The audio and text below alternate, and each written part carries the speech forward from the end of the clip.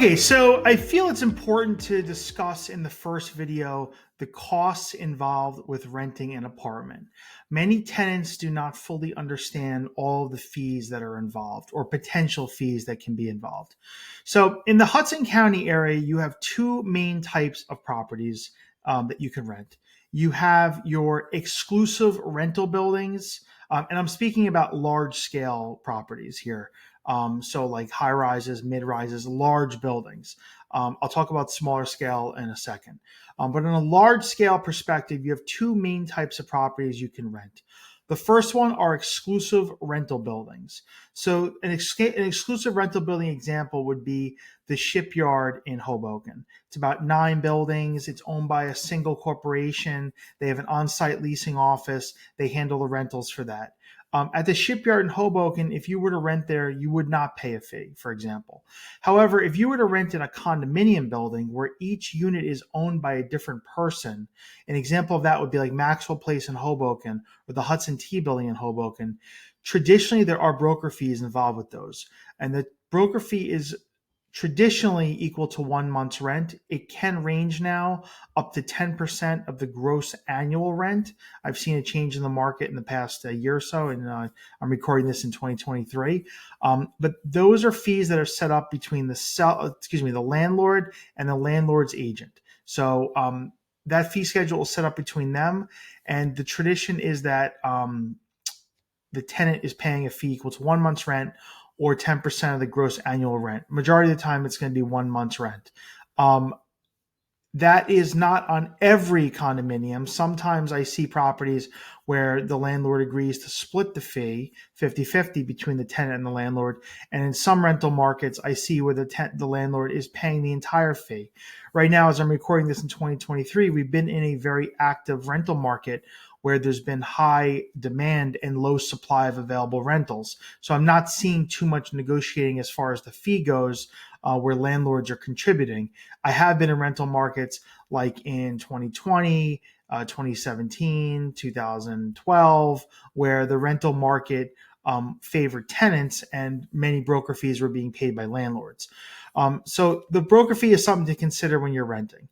The other fee to consider when you're renting is the security deposit.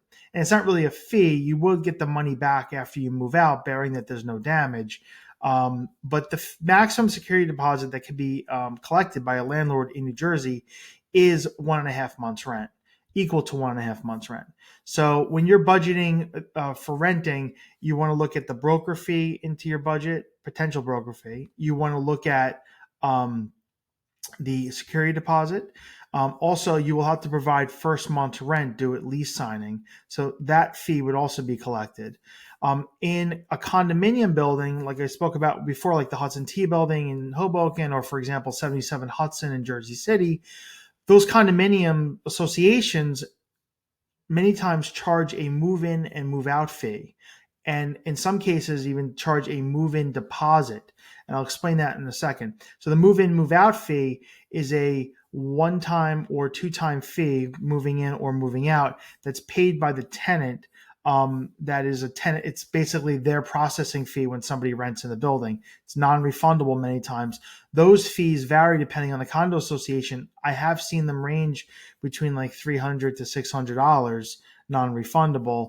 Again, each building is different. Some buildings charge a move-in deposit, and that's from the condo association. So that would be in addition to your security deposit.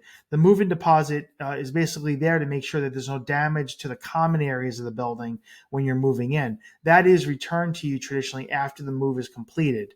But I have seen that fee of range between $500 to $1,000 in some buildings. So that's a move-in deposit, so that is refunded to you if there's no damage. So the fees can add up. So you will, if you're budgeting to move, you will need to have the broker fee budgeted for, the security deposit, the first month's rent, and some potential move-in, move-out fees. If you were to rent in an exclusive rental building like the Shipyard in Hoboken or 50 Columbus in Jersey City, for example, downtown Jersey City, there would be no broker fee, but there many times are still security deposits and move-in deposits and things like that.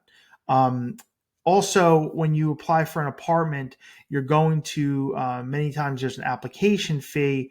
At my company, Keller Williams City Life Realty, right now, that application fee is around $45. It does change, and that's basically for like a tenant screening service that we pay, which runs the credit, gathers all your information for employment reasons, so that we present that report to the landlord, and that is non-refundable. So those are fees to consider when you're renting, and that does not include any sort of move-in fees of your own if you were to hire a moving company, which would be in addition to help you move. These are all things to consider when you're renting, and many tenants do not realize the fees involved up front. So I wanted you to be aware of it so that you budget it into when you're considering renting an apartment. If you have any further questions about fees, you can reach out to me at 347-448-3766 or at walter@livingonthehudson.com. Thank you.